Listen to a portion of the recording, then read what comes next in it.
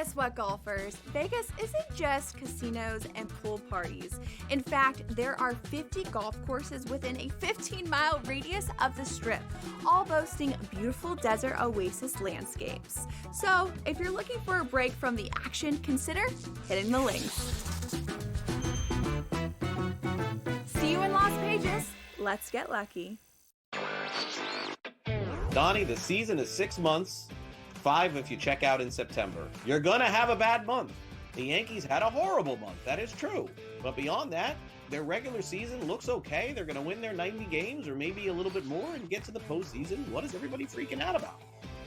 Everybody freaks out. The Yankee tax and the Yankee fan tax as well, where every single season you enter into the equation going like, it's championship or bust. Newswire, only on SportsGrid. Remember these names. A.Z. Fudd, Olivia Miles, Lauren Betts. Depending on who wins that lottery, that's going to depend on who goes what. If Washington wins, it's Fudd. She's from the area. If Dallas wins, they're going to bring Fudd to play with, obviously, Paige. If Minnesota wins, I think they go Miles with the point. If Seattle wins, they go with Miles, and the same thing with Chicago. Betting above the rim, only on SportsGrid. College football can't allow Notre Dame to have the type of, year they have and schedule they have, and honestly put them up against other teams. Because Notre Dame looks like they're going to be a decent football team. They could lose, I think, next week to Texas A&M, Joe. Right. I don't think it's a great football team, but still a ranked team. And then run the table and still be in the playoff and absolutely beat nobody. The worst schedule I may have ever seen in college football is Notre Dame this year. SportsGrid's College Football Today.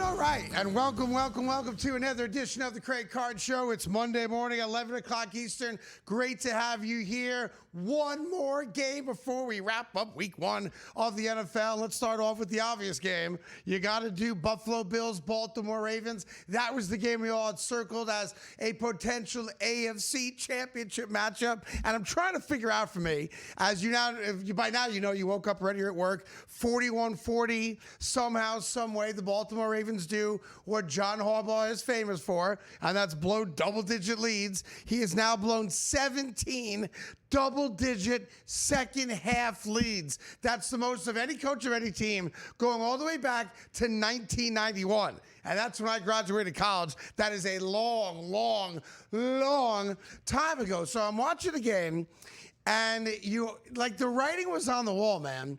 Not just because of the Derrick Henry fumble, but when you have a chance to put the Bills away and you're in their building and you've got a 15-point lead with under 5 minutes to go, it ain't that difficult.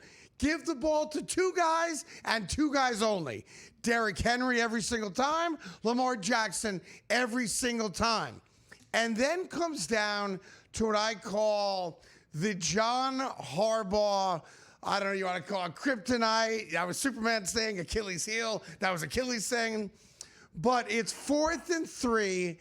You're on your side of the field, I get it, right around the 39-yard line. So in theory, if you don't convert a 4th down play there, the Buffalo Bills are pretty much in field goal territory already.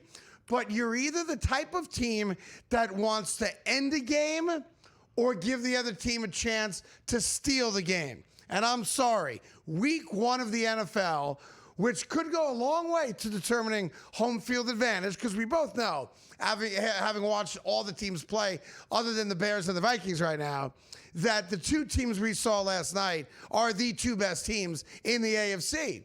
So I have a chance to put my foot on their throats and end it. I know it's 3 yards. I know I'm on their side of the field. But, man, in week 1, when I know my defense has started to get shredded and it's clear that Josh Allen and the Bills are going pip, pop, pop, pop, pop right down the field, then, man, I'm putting my best players on the field. And if I'm the Baltimore Ravens, my best players are not on the defensive side of the ball. They're on the offensive side of the ball. So, Tyrone, I'll ask you the obvious question. Because it's the big question that people like us do right now. As much as I hate asking the question, there's 2 trains of thought. Either it's give the Bills all the credit, great comeback, never gave up. they score 16 points in the final 4.5 minutes and they steal the victory? Or are we blaming the Ravens for not doing the things they needed to do? The Henry turnover, of course, and then just the coaching, the overall coaching. It was like they handcuffed Lamar, and they handcuffed the offense, and an offense, and Zay Flowers, who I thought was the best player on the field. Played great. Not named Derrick Henry. Yeah, played great. Right? Give that dude the ball. And if you look at the last 3 drives that the Ravens had, they ran 8 plays. One was the fumble, obviously, right? Yeah. So you've got 6 runs and 2 passes, meaning they didn't trust. And this is the thing that boggles my mind.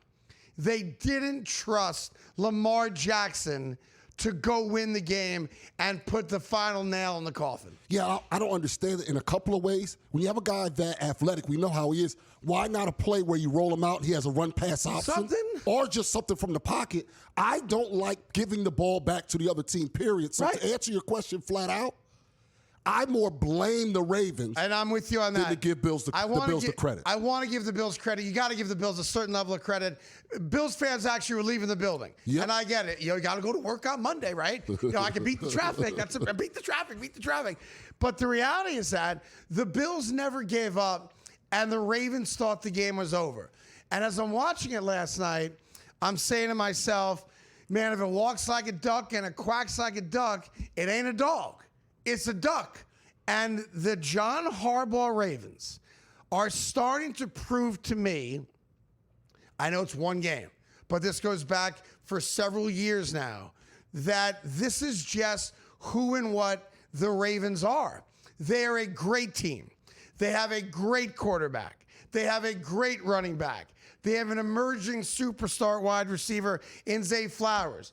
I think Hamilton's one of the best safeties in the league. So there's no disputing the fact that they are as talented or more talented than virtually every other team, certainly in the AFC, possibly in the league. But maybe we just have to come to this realization. Maybe the Baltimore Ravens are good enough to beat virtually everybody, good enough to win double-digit games every single year, good enough to be in the playoffs every single year. But in a close game, they either don't have the coaching staff to put the guys in the right spot to ultimately win, or the DNA of the club is that if they don't blow you out, they don't beat you. And I've never thought of them as bullies, but I'm starting to think of them as schoolyard bullies. They'll beat the Browns by 30. They'll beat the Giants by 30. They'll beat the Panthers and the Jaguars by 30. But when it comes to the Buffalo Bills, when it comes to the Kansas City Chiefs, when it comes to teams that are well coached and know how to win, I'm starting to think maybe the Baltimore Ravens just aren't that team.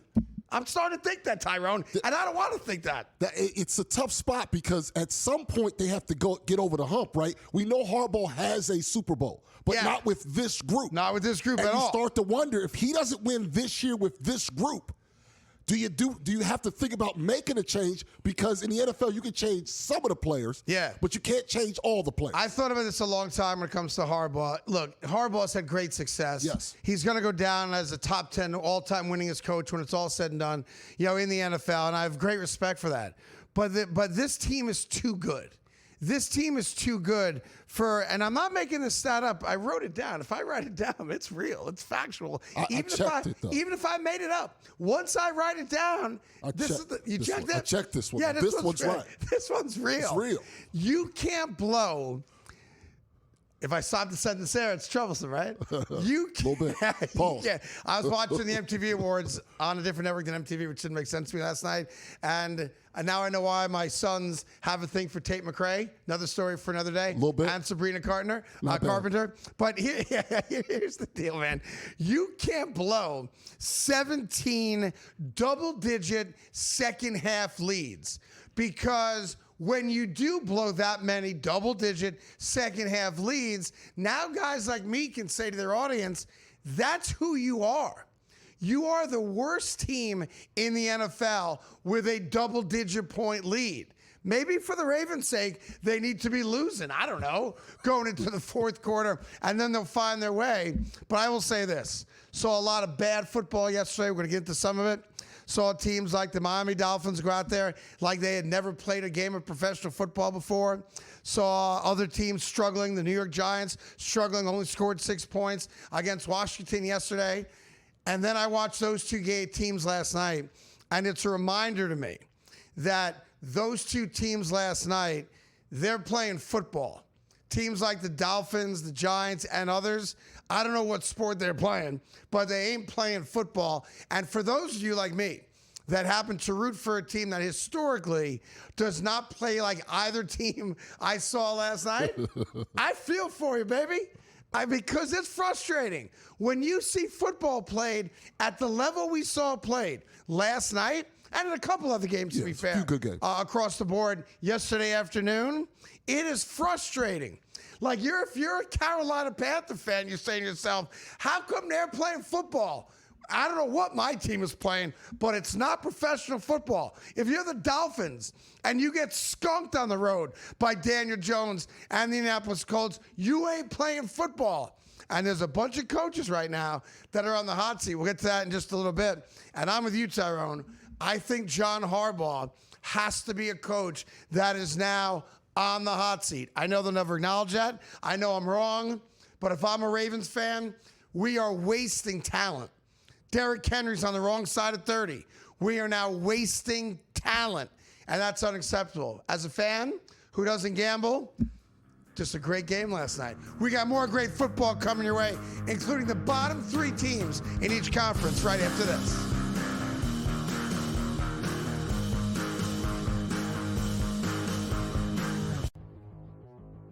Matthew Golden, one of my favorite prospects coming out of Texas. He had an incredible game against Arizona last year in the college football playoffs. Just, big touchdown after big touchdown, big moment after big moment. I loved him all year, and I was a little, skeptical at first, like, okay, well, it's kind of a crowded wide receiver room. And guess what? It's getting less crowded because everybody's hurt in Green Bay. Matthew Golden is the truth. He's the only guy healthy enough to play. Fantasy Sports Today, only on SportsGrid. At the moment, you will not be able to do a bet on the television set. However, Emily made it very clear that's what we ultimately want to do, and we may do it sooner than later, where you will be able to put a sports bet on the service through your smart TV set with your remote control or with your voice, especially if a service like Alexa Plus, which is scheduled to go on Amazon Fire TV sets and other smart TV sets, actually happens. Newswire, only on SportsGrid. The sharpest football contest show in the land, the Las Vegas Football Contest Show, focuses on Circus Sports Million, Circus Survivor, and the Westgate Super Contest, handicapping the games and releasing our contest picks every week of the season. With 2 former Super Contest winners, Brady Cannon and James Salinas, a former NFL player, Mike Pritchard, and over $1 million in contest prize money won combined, the Las Vegas Football Contest Show will have you prepared this season like none other.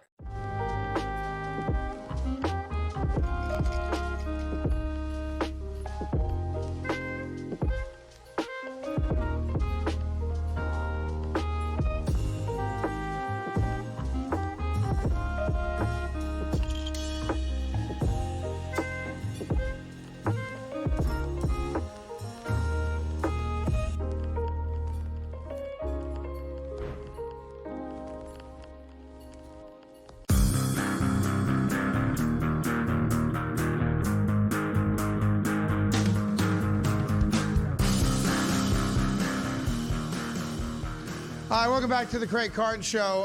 While we're obviously all talking about the great game last night and the Ravens choking late, give a 15-point lead, and losing with 4 minutes to go to the Buffalo Bills, which is just kind of same old, same old. Same old for me. Yeah, listen, last week the big debate on Sports Talk Radio New York was, should we boo Aaron Rodgers? And I said yes. Of course you boo Aaron Rodgers. Aaron Rodgers let us down. Year 1, he gets excused because of the injury. Year 2, he was a disaster. And I told you on the show last week, you did. I knew exactly what was going to happen. Yep. I knew that Aaron Rodgers was going to be great. 4 touchdown passes, 34 points, and they steal a W from my New York Jets, who had this game locked and loaded. and somehow, some way, jetted themselves, which is what they do, the same old from the Jets. Great to see the Jets score 32 points. I thought Justin Fields was fantastic. Played well. In his debut as Jet quarterback. But a couple things. One, from the Jet perspective. I've been telling people this for a couple years now, and nobody wants to listen. The Jets have an overrated defense. I know both Williams brothers were great yesterday. I know Sauce Gardner didn't give up a single reception yesterday. But the New York Jets defense still found a way to lose the game. Still gave up 34 points. And when I heard Aaron Rodgers, I'm going to play this for you in a second, after the game, talking about how great it was to beat the New York Jets, it goes back to why I have my finger on the pulse of the people more so than anybody else that's ever done sports talk radio in New York City. Because I knew the right move was to boo Aaron Rodgers. Yeah. Because screw Aaron Rodgers, all right? Here's what Aaron Rodgers had to say after the game and his 4 touchdown passes and his come from behind, something he did not do once for the New York Jets. Had 5 chances in the fourth quarter last year with the ball down by a touchdown or less and came up goose eggs all 5 times. This is what Aaron Rodgers had to say after the game about how great it was to beat the Jets. Listen to this. I was happy to beat everybody associated with the Jets. Happy to beat everybody affiliated with the New York Jets. That includes me. That includes the 40 or so thousand Jet fans. There were a lot of Steeler fans at that game yesterday. It means us collectively. Yeah, everybody. Which is why I wanted to boo Aaron Rodgers, because screw him. Now, when it comes to the game yesterday, I'm trying to figure out 2 things. Watching that game yesterday afternoon, do I think the Steelers are for real? Easy answer. No, they're not. You let Justin Fields and the New York Jets run for 200 yards against you and score 32 points. You cannot be thought of as a team that is for real if you allow the New York Jets to run for 200 yards with Justin Fields, a quarterback, and drop a 32 burger right on your lap. Yeah, absolutely not. They're not a real squad. They're not a real squad, and it was a cute little. It was if you had no rooting interest like me, I know you're on a different world. I'm a Jet fan. I wanted the Jets to win. Right. It was a fun game to watch, but that's all it was. There was nothing more to it. Until the last seconds, it was a great game. That's what I'm saying. It was a fun, enjoyable football game, but I didn't come away thinking, watch out for the Steelers. No, they're scary now. The New York Jets do not have a good offense. I know Breece Hall looked great, and he did. He looked like he had that burst. spurt back from when he was a rookie, so the knee's all good. Braylon Allen, not as good, but fine. Okay, great. The Jets ran the ball great. I give the Jets credit. We ran the ball great. But when the game was in the mix, and you have a chance to win your home opener and start the season off 1-0 and wake up today in first place, because that was possible. And they still found a Jet way to lose the game. The Gibson fumble obviously leads to a touchdown right away for Pittsburgh. That was the turning point in the game. So the New York Jets in the first half yesterday did not punt a single time. Yeah. It's never happened in the franchise's history. So I know all the Steeler fans are gloating right now and enjoying the moment, and I get it. The Bengals had a victory. The Ravens lost, so you're there in first place, 1-0, obviously, only 1 game in, tied with the Bengals. But when you went to bed last night, that you did not go to bed thinking, I've got a powerhouse. You did not go to bed thinking the Steelers are going to dominate the division. You did not go to bed thinking the Steelers are a lock to make the playoffs. Because the Steelers defense, and you are a defensive first team. You are not a team that's built around, let's go score 30 points every week because you don't have the offense to do it. You allowed the New York Jets to score on every single possession in the first half and drop a 32 burger on your plate. Congrats on the win. Paper champions, paper Tigers. That's what the Steelers are. Absolutely, and that's an old defense, too. They got a lot of age on that defense. I don't think they're going to be better in November and December if this is how they're starting off in September. I don't feel good about them at all. No, and look, you get the win, and I get it. You get the win, but you want to beat everybody involved? Like, what did we do to you as fans? Which is why if you're sitting out there going, I wouldn't boo him, I don't think you should. No, screw that. You boo him. You boo him for two reasons. One, he was a failure here. And number two, he's playing against the team that you root for. Of course you boo. I'm a habitual booer. I mean, I'm not even being over booer, but I'm a booer. So congratulations, 4 touchdowns. You beat the Jets. Like, what, we're going to have a parade? You beat a perennial loser is all you did. I mean, that's what the Jets are. Perennial losers. And you're celebrating in Pittsburgh, like Terry Bradshaw's quarterbacking for you. Well, can we, real quick, before we have to go to a break. A break? Is there what kind of podcast takes breaks I don't know, man. I don't make the rules. Oh. Is there a chance that we look at this game 3-4 weeks from now and go, you know what? The Jets were better than we thought. Maybe that was a good win for the Steelers. No, because I think that's the best the Jets can play. They can't be any better? No, I don't think they can be any better. Or a new head coach. They can't be. Look, I like Aaron Glenn. I like his sideline demeanor. Yeah, I like what he said after the game. Yep. All that stuff, those are all, positive. But sorry for my hand to the camera there. But the reality is that Aaron Glenn suffered the same fate as every coach before him, and that is losing. That's the reality. Like, you could be a doofus on the sideline. Go win. That's like you're judged on wins and losses, right? And while I don't think the Jets, and here's my problem with the Jets, they got the Bills this week. Yeah. They got the Bills this week. I love the Jets this week. To cover, whatever the line is. To cover. Let down for the Bills. I don't think the Jets can play any better. And because of that, I'm looking at a slow, long, bad start to this season. And I'm a Jet fan. I want the Jets to go 17-0, obviously. But I don't think the Jets can be in it. Like, if you lose the game, you play the best of your ability. How are you going to win against the Bills? We got more coming up, including the losers of the league right after this.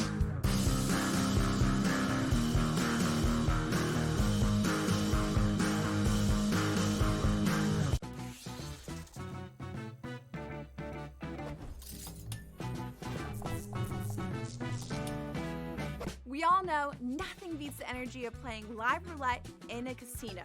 But playing roulette online sure does have its perks. At the casino, you'll average 40 to 50 spins per hour. But online, you're looking at 100 to 150. The more spins, the more chance of wins. Now, go get lucky. See you in Las Vegas. Let's get lucky. The Dallas Cowboys losing that pass rush, losing another big impact player on the defensive side, all this does is make me like Dak Prescott more and CeeDee Lamb and George Pickens more, because what we talked about all offseason, right, Matt, which is, hey, when Dak is healthy, he is a top 5 fantasy quarterback, and the defense we think is okay, but we think they're going to be in a lot of shootouts. Now I definitely think there's going to be a lot more shootouts. Fantasy Sports Today, only on SportsGrid. It's the most beautiful time of the year. No, not because of foliage or pumpkin spice lattes. It's because of football. SportsGrid has you covered all season long, covering every snap, every score, and every line move. Prepare, watch, win. Weekends are for winners. Only on SportsGrid. The reason why I feel like Jared Goff doesn't really enter these MVP conversations. Jared Goff last year was on the team with the best record in football, threw for 4,700 yards, 37 touchdowns, and Tom was never in the race. He was never in the race because we know he's not that guy. Game time decisions. Only on SportsGrid.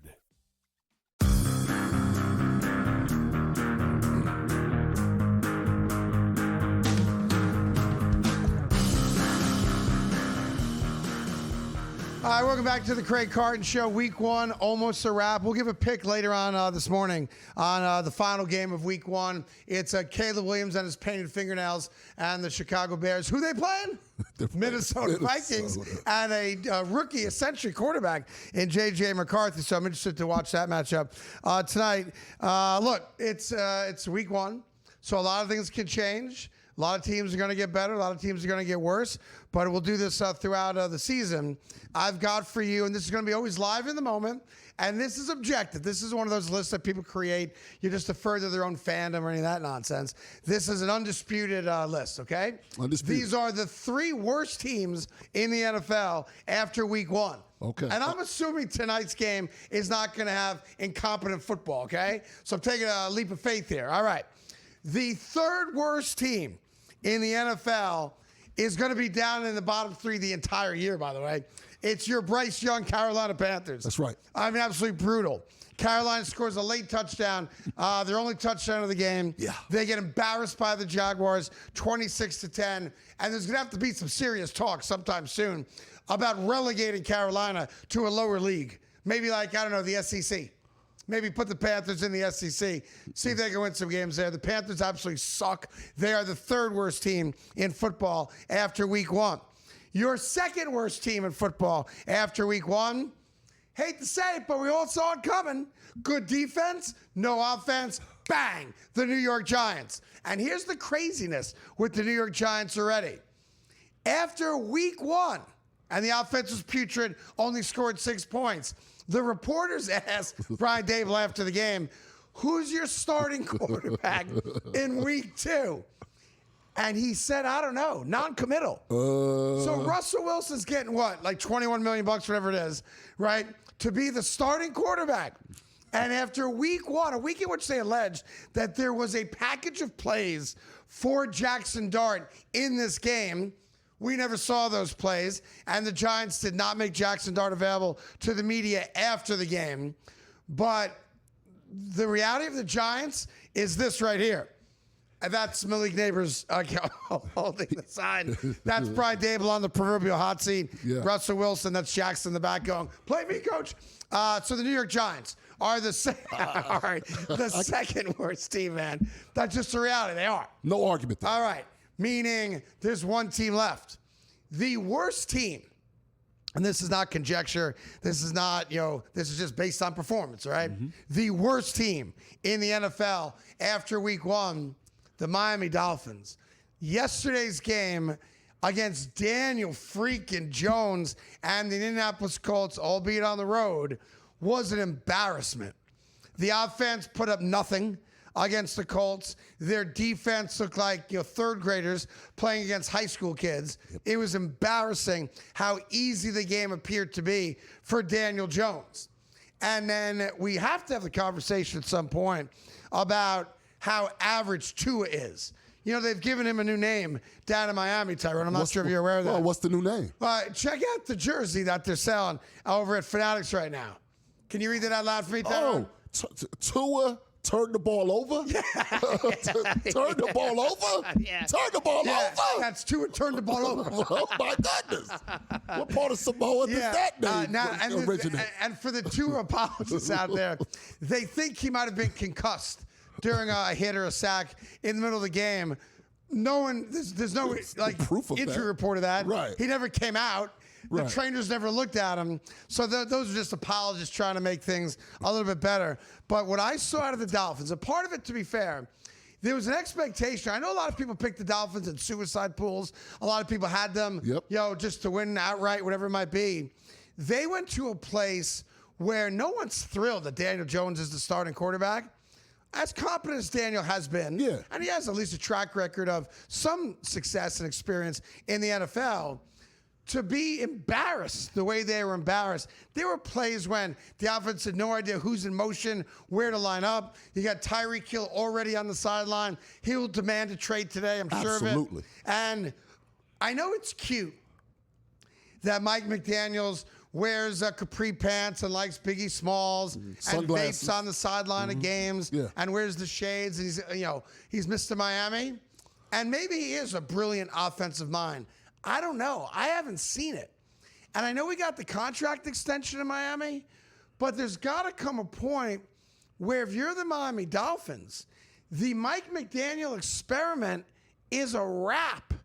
Like, you've got all the data you need now to say unequivocally that Mike has been an abject failure.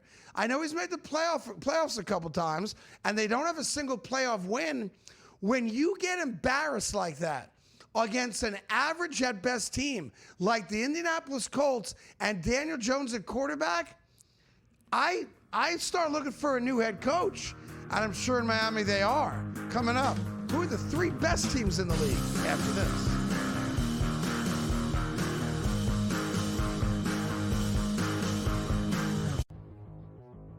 Matthew Golden, one of my favorite prospects coming out of Texas. He had an incredible game against Arizona last year in the college football playoffs. Just, big touchdown after big touchdown, big moment after big moment. I loved him all year. And I was a little, skeptical at first, like, okay, well, it's kind of a crowded wide receiver room. And guess what? It's getting less crowded because everybody's hurt in Green Bay. Matthew Golden is the truth. He's the only guy healthy enough to play. Fantasy Sports Today, only on SportsGrid.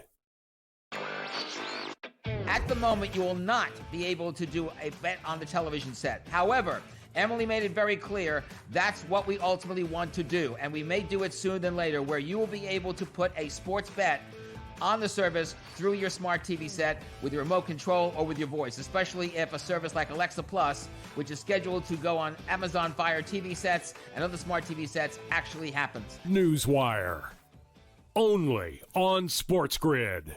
The sharpest football contest show in the land, the Las Vegas Football Contest Show, focuses on Circus Sports Million, Circus Survivor, and the Westgate Super Contest, handicapping the games and releasing our contest picks every week of the season.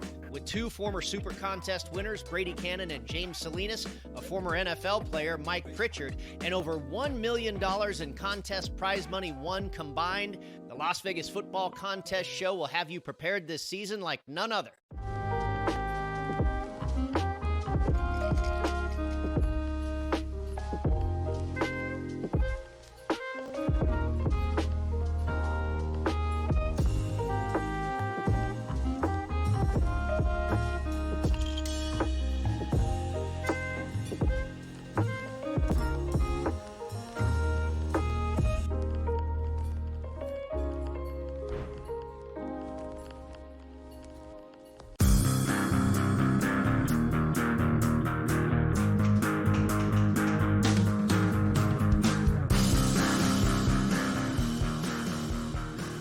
Hi, welcome back to the Craig Carton Show. Good morning. Hope you had a great weekend. Before I get to the top 3, there's a couple of random thoughts in my head. There's no doubt to me, and I want to be the first in America to say this, of what's going to happen this week. For sure, there'll be rumblings of it. Another week from now, the rumblings will go stronger. Everybody's going to deny it, right? Like the high school prom queen who's like, I swear to God, I didn't touch him. But the reality is this, okay? It's coming. Now that your favorite tight end, Kelsey in Kansas City, has knocked out the biggest deep threat in Kansas City, Xavier Worthy, and dislocated his shoulder. Yeah. And Miami had that brutal start against Indianapolis. Here's what's going to happen, all right? I'm a soothsayer. Tyreek Hill is going to demand a trade. I don't want to be wasted in Miami. I don't want to be wasted with Tua. I don't want to be wasted with Mike McDaniel. And he is going to try to figure out a way to get himself traded back to Kansas City. Kansas City now has a legitimate need for a deep threat and a guy that can get open, especially after what we saw in that first game last Friday in Brazil. A loss, thank you, to the Chargers, right? So do not sleep on this reality. All of a sudden, Kansas City's got a deep threat need. All of a sudden, Tyreek Hill's on a winless team, and it does not look like it's going to get any better anytime soon. You don't think there's going to be a conversation to somehow send Tyreek Hill back to Kansas City? I'm going to say no, Craig. You're wrong. And I'm going to tell you why. No, I'm going to tell you why. No.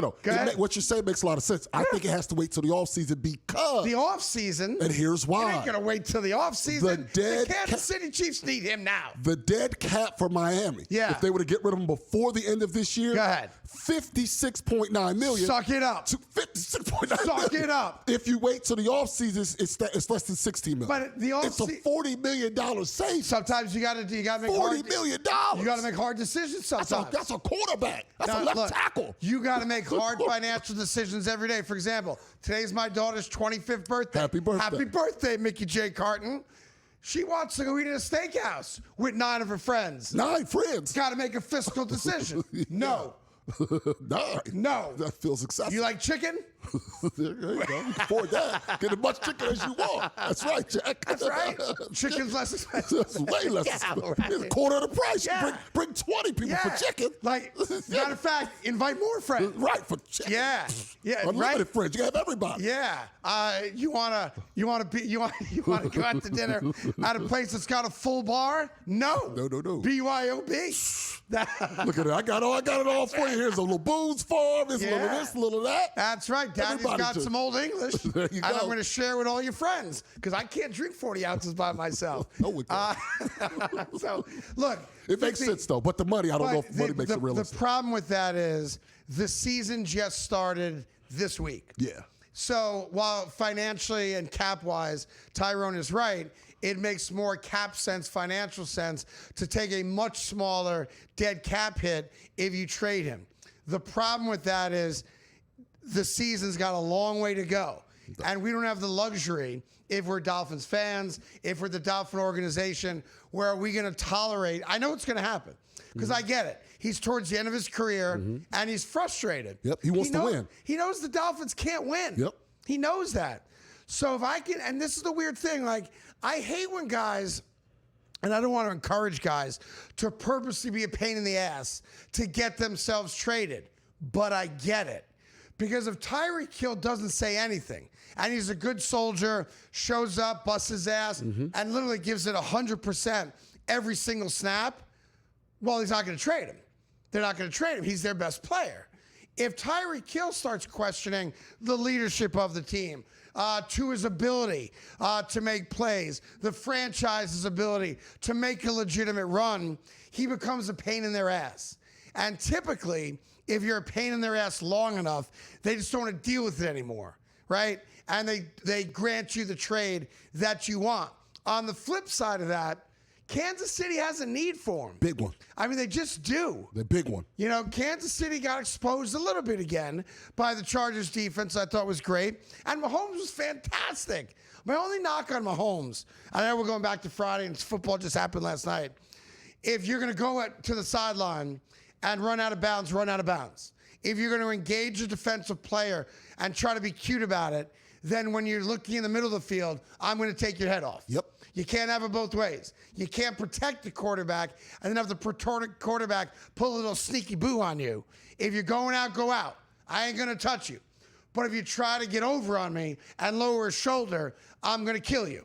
And that's got to be the acceptable rule. That being said, you will hear for sure rumors that Tyreek Hill is on his way back to Kansas City. Which brings us, now that we've done the 3 worst teams in the NFL. See, I got notes. I got sheets here, man. I've got the 3 best teams in the NFL. All right. Of course, I think I may have forgotten who they are. Well, the ones in Wisconsin. Ones in Wisconsin. Ones in Wisconsin. Oh, Wisconsin. Yeah. Huh. Who plays in Wisconsin? Does that help? The 3rd best team in football after week 1, this will change a lot for sure, are the Green Bay Packers. What Green Bay did on both sides of the ball to a team that I thought I was dead wrong based on week 1 was going to run roughshod over everybody this year because they're healthy. I didn't see that coming. And it ain't got nothing to do with Micah Parsons. Micah Parsons played a single snap in the first quarter. And I know everyone's celebrating that Micah had a sack. You got a sack up 30. Let's slow our roll a little bit. He forced the interception. He got a sack.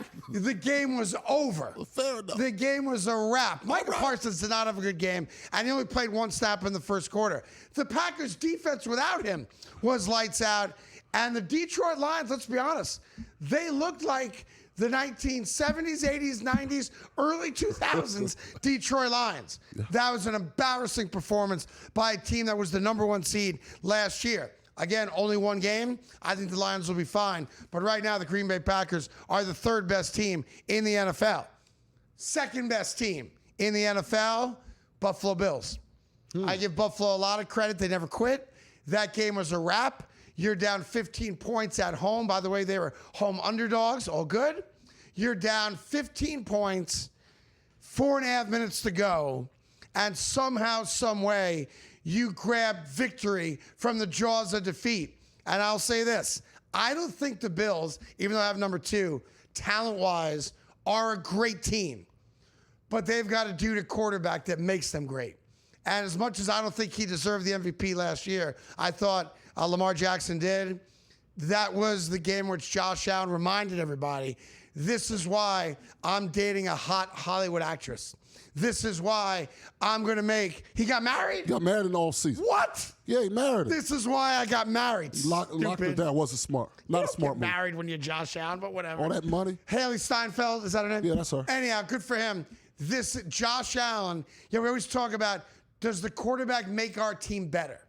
Josh Allen is the poster child of making a team better. They are the second best team after week 1 in the NFL. Who's first? Wait a minute. If Buffalo, after that great win, is second. Second, which is great. Second. Right. So who's first? The best team in the NFL after week 1, and I say that respectfully to the Vikings and Bears playing tonight, but neither one of you are the best team. I don't care what you do tonight. The best team in football, the Baltimore Ravens. Huh? The Baltimore Ravens are the best team in the NFL. Huh? I know they lost to the Bills. Just last night. But you can't, when you watch that game, there's no disputing the fact that the Baltimore Ravens are a significantly better squad than the Bills. The Ravens just choked, and I blame their head coach for that. The Buffalo Bills are not as good a football team as the Baltimore Ravens. I want to agree with you, but the results. Then just agree with me. But the results on the field have to matter. Do you think the Chargers are a better team than the Chiefs? Yes, I picked that. Oh, then that's proof. okay. The producers have it. Lost that argument. I do. Look, no, I hear what you're saying. I'm basing for 55 and a half minutes. They were the better There was team. no disputing that the Ravens were the better football team. Yep. And I think they will be the best team in the AFC the entire season. And I hope this is the AFC Championship. Looking forward to that rematch. Much more football plus news and notes coming up right after this on the Carton Show.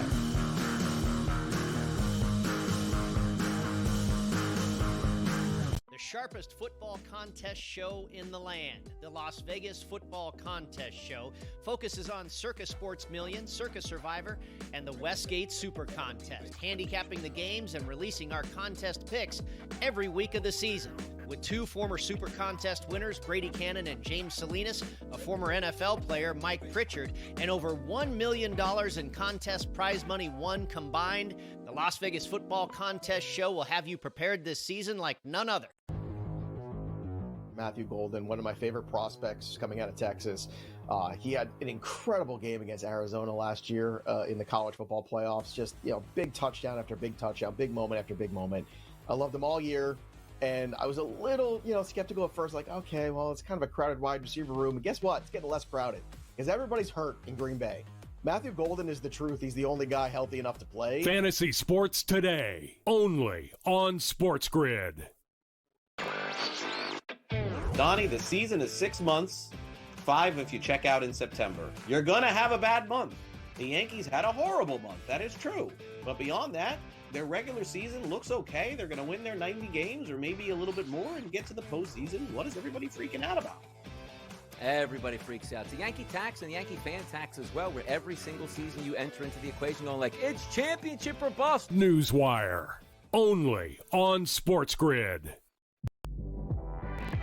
Remember these names: AZ Fudd, Olivia Miles, Lauren Betts. Depending on who wins that lottery, that's going to depend on who goes what. If Washington wins, it's Fudd. She's from the area. If Dallas wins, they're going to bring Fudd to play with, obviously, Paige. If Minnesota wins, I think they go Miles with the point.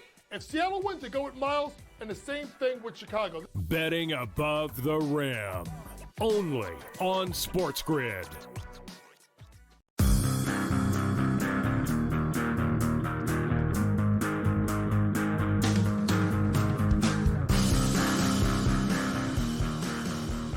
All right, welcome back to the Craig Carton Show. Happy Monday to you as we are a game away from wrapping up week one. In a little bit, we'll give you your thoughts on tonight's game, and we'll let Tyrone make a pick. You actually won a game on Friday, right? Yes, I did. So you're 1-1? 1-1 so far. All right. I'm undefeated. And you will remain undefeated. I'm not going to lose a single game this year. That's right. All right, some news and notes for you. From around the sports world after a very, very busy weekend. For just real quick, if you're the U.S. Open, the tennis people, right? Why in the world would you put your men's final at 2 o'clock in the afternoon on the opening Sunday of the NFL season? Do you not want people to watch the final major championship? You're the two best players in the world. Yeah. The two best players in the world playing right against football. And on Saturday, they did the women's final at like 3 o'clock in the afternoon. Yeah. You can't play tennis at nighttime? I bet your pickleball plays at nighttime. Yeah, they do. Because they don't mess around at pickleball. That's right. I'll tell you something else, a little news and notes from the football weekend, and I was really glad to see it. There's been a rash of objects, a specific object, that was thrown on the court. Remember when the WNBA used to exist? It still exists. And girls played basketball and Just got paid to do it? Yeah. Yeah, remember before Caitlin Clark got hurt and they ended the season? Yeah. Well, guys, I guess thought it was funny. I thought it was funny. They were throwing green dildos on the court. Yeah. Like, what's not funny about a rubbery dildo being thrown on the field of play or the court? Nobody's going to get hurt, right? But then it became a whole thing about, oh, you're attacking our sexuality and all that nonsense. It became a political thing. Not yesterday, because the Cleveland Browns-Cincinnati Bengal game, green dildo. Look at the ref. Boop. That ref's gross. That ref is nasty. Why, He's a because he freak. picked it up? You pick it up with your bare hands. Put some gloves on. That ref is a freak. I'm telling you, that ref is a freak. Wait, you think people are bringing used dildos? I don't think they're buying new ones. I think they're using them up. When they replace the new one with a new one, then they throw the old one on there, and he's a freak. I just to pick assumed that up like that. Look at him with his bare hands. Where's the glove? Maybe it's not the first time. See? Maybe that ref is a freak. Very comfortable throwing it. Uh-huh. And there was another game. What was the other game? There was a second NFL game. I didn't know there was a second one. Yeah, there were two games yesterday. Nasty. So now we can drop the sexuality part of it. Right, if we're throwing dildos at WNBA games and NFL games, then it's equality. Equality. It's equality at that point. We've come so far. But either way, that ref does some stuff when he's not reffing. And I'm trying to figure out why they chose green. And how quickly the New York Jets do a deal with Jets on the back end. Jets. Just gotta put it everywhere.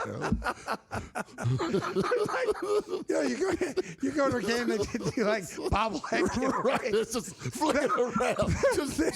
Just waving. Just Jets. The New York Jets have an announcement to make.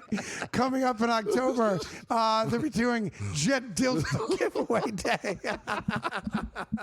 Breast Cancer Awareness Month, and also this week with like a little suction cup on the back. Put it on your car for a tailgate or to make the girls happy. Woo! Yeah. All right. So I did notice that. I wanted to put that out there. JETS. Second, and we'll do this as often as it's warranted. But I'm a big awards guy. You are. I like the Oscars. I like the Grammys. I like, the Tonys, the Emmys, all that stuff. Last night, the VMAs, right? The MTV Awards and all that. One of the awards that I do follow closely as a 9-time winner of the Pulse of the People Award here in New York is the LeBron James Award.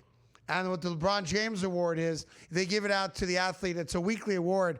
What athlete exhibited the finer characters of LeBron James, specifically narcissism and egotism.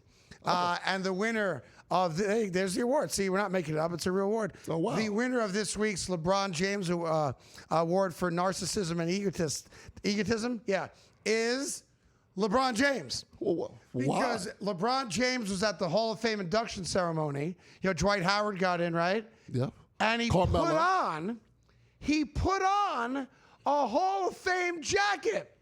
You know how disrespectful that is to the men and women that have earned a spot in the Basketball Hall of Fame. Now, he's going to be a first ballot Hall of Famer. But you don't put on that jacket until you get in the Hall of Fame, you narcissistic egomaniac. Well, wait a minute. Look, by the way, Chris Paul's another one. Well, he did. Chris Paul's not in the Hall of Fame yet because he's still playing basketball. So the LeBron James Award goes to LeBron James. So you don't acknowledge that the Redeem team that he and Chris Paul were both on, that doesn't count to you. That doesn't put you individually in the Hall of Fame, He's no. Go if you want to James. put a picture of the team in there, go ahead. LeBron James is not a Hall of Famer yet. He's obviously going to be well-deserved, unanimous ballot. But you can't put the jacket on until you get into the Hall of Fame. So obnoxious. Rest in peace, Kobe. He was on the Redeem team. He already got in the Hall of Fame, did he but not? the Redeem team's also in. The team could be in, but you're not in. I'm looking at it. Game. Look, I'm a basketball guy. You know that. From way back. I'm a basketball guru. Right, from a way basketball aficionado. That's what Joe Dumars called me a couple years ago. I watched that going, you know how disrespectful that is to dudes who are in the Hall of Fame? You put on the jacket like you're in the Hall of Fame. All right. I can't stand that. Goodness. It really ticked me off. So those of you, do I have any other news and notes? I don't think so. You did. I think do I have anything else? You did, but I don't remember what For it was. news and notes? I'm just checking my list here. Can you guys bring up the Cam Hayward thing real quick? Final news and note, because, before I get to Cam Hayward, I can do the field goal thing. It's all good.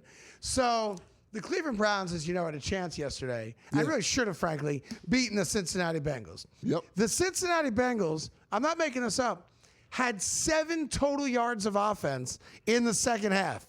7. Yep.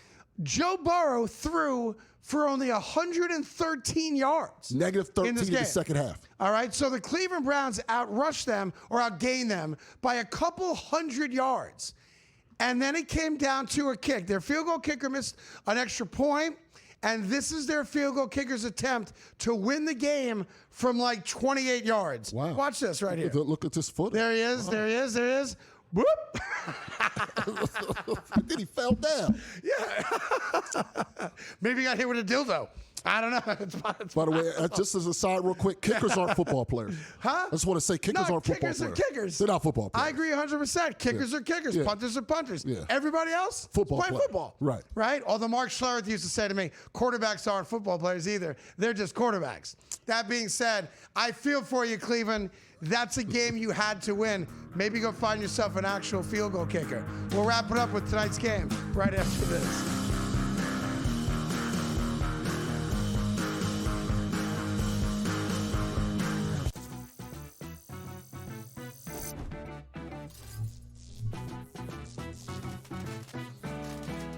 Want to play roulette? Here's a tip.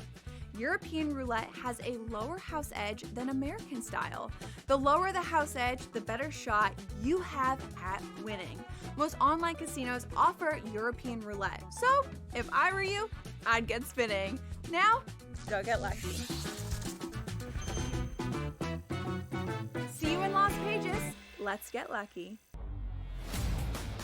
Like it or not, 18-year-olds dropped with a whole heck of a lot of money in there. Boy, yeah. I tell you, it changes people, Donnie, and it's a new reality that we better get used to in college football because look at the kid from UCLA, former Tennessee quarterback, making millions of dollars. You really think he cares? They got absolutely embarrassed and trounced? The Early Line, only on SportsGrid. The Dallas Cowboys losing that pass rush, losing another big impact player on the defensive side, all this does is make me like Dak Prescott more and CeeDee Lamb and George Pickens more, because what we talked about all offseason, right, Matt, which is, hey, when Dak is healthy, he is a top 5 fantasy quarterback, and the defense we think is okay, but we think they're going to be in a lot of shootouts. Now I definitely think there's going to be a lot more shootouts. Fantasy Sports Today, only on SportsGrid. So game one, I already made a mistake. I put my touchdown prop bets in hours ago. When you and I started talking before kickoff, I got so excited and I bet him again without even thinking that I already did it. Oh, I was like, yeah, Jalen Hurts. I was like, and then I was like, wait, I think I already did this. And I scrolled down. I was like, yeah, you already did do this. And I was like, that's okay. That's okay. In-game live, only on SportsGrid.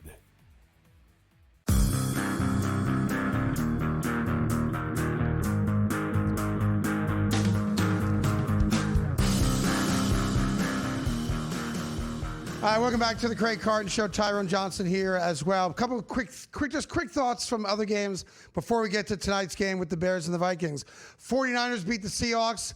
Brock Purdy, I know he threw for 270 yards. Not great.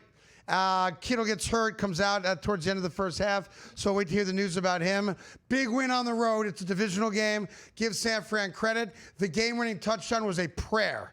Never should have thrown that ball, Brock Purdy, but no one's going to remember that a month from now. That's right. So give San Fran credit. Overcame some sloppy play on offensive turnovers. And Christian McCaffrey did look fantastic. I think he got like 30 touches, though. 31. It's too many. Yeah, for the guy for with the long a haul. potentially bad calf, keep an eye on that. Tough loss for Seattle. They had ample opportunity to win that game. Also, give the Denver Broncos credit. At home, they beat the Titans. I felt bad for Cam Ward. Cam Ward had negative points in his fantasy football league. If you picked Cam Ward, I'm a huge Cam Ward guy. His team let him down. Multiple drops throughout that game. Not that he was great. He wasn't. But Cam Ward is playing for a bad football team. I thought the Titans would have a chance to press for the division after week one. That team is not going to score a lot of points if they repeat what we saw yesterday. And to be fair to Tennessee and Cam Ward, Denver's got a top 3 or 4 defense. So they are not going to face defenses as good as Denver's throughout the season. But I did think that Cam Ward had a very tough start, and his wide receivers let him down. Give the Rams credit. Texans look terrible. Rams defense looked like a dominant defense, holding the Texans to only 9 points. And more importantly than that, in a close game, shut them out in the second half. I'm not saying there's blood in the water, but the Texans are not a great football team. Not a great football team. And C.J. Stroud did not look all that great. Already gave you the Browns choking to the Bengals. That's a game you got to win. And if I'm Joe Burrow, I'm saying for the first time in a couple years, thank God we could win a game where I wasn't the best player on the field. Yeah, that's a big because their offense stunk. 113 yards throwing the ball, only 7 total yards on offense in the second half. And because the Browns signed some kicker from the UFL or something, they sneak out of there with a W. And people of Cleveland, you know I love you. I feel your pain. Jets and Cleveland were like long-lost brothers from the same mother, but we just never met each other. So I feel your pain. Which brings us, I got a couple minutes, to tonight's game. Tonight's game's tough for me, Tyrone, because you've got a 14-win team off of last year in Minnesota, but with a brand-new quarterback that we've never seen throw a pass in the NFL. Yeah. On the flip side of that, the story in Chicago is more about the coach than the quarterback. You know, obviously Ben Johnson goes there from Detroit. You saw what the Detroit offense looked like without Ben Johnson. Jared Goff, by the way, without Sean McVay or Ben Johnson calling plays, is winless in his career. 0-19-1 without one of those two guys calling plays. So maybe there is something to the fact that that offense was more about Ben Johnson than anybody. If you're a Bears fan, you hope so, because tonight has to be the night where the training wheels come off Caleb Williams and we see competent quarterback play. If Caleb gets outplayed by J.J. McCarthy, the Bears are in for a long season. They absolutely are. And I really like Caleb Williams going back to high school when he was with the Elite 11 all the way to now. I really you watch a lot of high school football? I talk to the people who go to the Elite 11 and look at him. He was the best quarterback there at the Elite 11. You need a hobby, dude. Probably. But then you have probably. And then you go over Oklahoma, USC, Heisman, etc. Yeah. No, I think he's a stud. I think he got bad coaching last year. Yeah, I really do think I thought he was a generational talent also, coming out of USC, even though his last year USC stunk. I don't care about penny your fingernails. That means absolutely nothing to me. Go play football. Right. Like if he throws 5 touchdown passes, is anybody going to care that he's got hot pink fingernails? No. I don't give a rat's ass what you put on your nails. Just go play winning football for me. The biggest question mark for me, because I feel like I know what the Vikings are, but I don't, because I don't know what J.J. McCarthy is. Me either. I think Caleb Williams off a tough rookie season where he made some plays that you say, golly, that dude can play, and some plays where you're like, that dude's never played football before. I don't know how to handicap the game because I don't know what we're getting out of either quarterback. That being said, Tyrone is 1-1 thus far in the picks he's made on this show. What's the spread on tonight's game? It is the Vikings are 1.5-point favorites on the road. Okay, Vikings favored in Chicago. In Chicago. I mean, I don't gamble, but that tells me take the Vikings. That tells me Yeah. I wouldn't take the spread. I would go money line personally here. Go ahead. I would go Chicago on the money line, but take the 1.5 points because you get them. So who are you taking? What's the pick? I'm taking the Bears to win by a field goal tonight, 27-24. So you're taking the Bears. You have to make picks against the spread if you're going to make picks. I got them You're taking covered. the Bears plus 1.5. Plus the 1.5. Yes. Got to win by a field goal. Dude, so of course. Yes. That's why I've never seen a broke bookie. About to be 2-1 come right tomorrow. there. Be 2-1 come tomorrow. Minnesota's favored on the road. Do the sensible thing if you're going to do it at all. Thank you for watching. We'll see you again tomorrow morning at 11 right here on the Craig Carton Show. Thanks for joining us. Appreciate you.